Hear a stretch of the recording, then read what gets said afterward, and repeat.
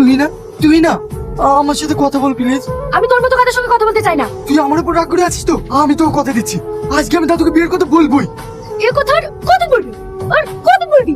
আমি কান ধরে বলছি, আজকে আমি দাদুকে বিয়ের কথা বলবোই।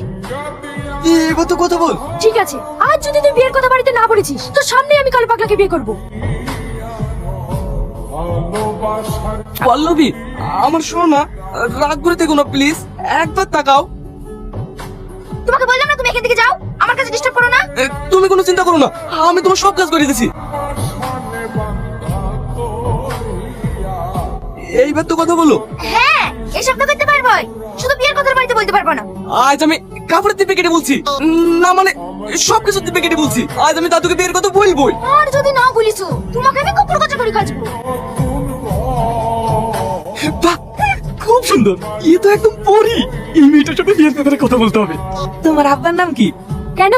তোমার বিয়ের ব্যাপারে কথা বলতাম, তোমাকে আমার ভীষণ পছন্দ। তোমার আব্বা যদি রাজি থাকে তাহলে বিয়েটা হয়ে যাবে। কি ওসব হলো রে? কবর যেতে চলেছে তাও খারাপ উপায় যায়নি। রাগ করছো কেন? তোমার আব্বার নাম্বারটা দাও। কি হলো, দাও না। কি হয়েছে?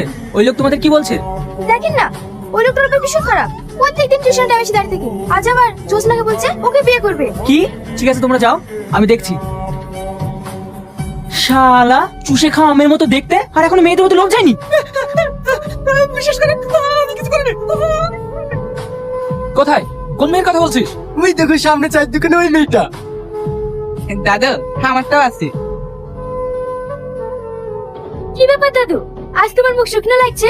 দাদু কিছু খেতে দেয়নি নাকি? আর বলিস নি, তোর দাদি আর আগের মতো ভালোবাসে না রে।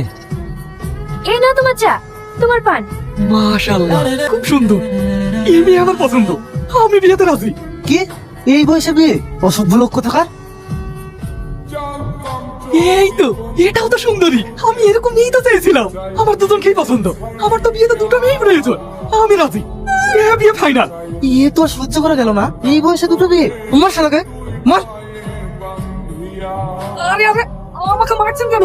আমাকে মারছেন কেন? আমি কেন বিয়ে করব? আমি তো মেয়ে দেখছি আমার নাতির জন্য। কি? হ্যাঁ,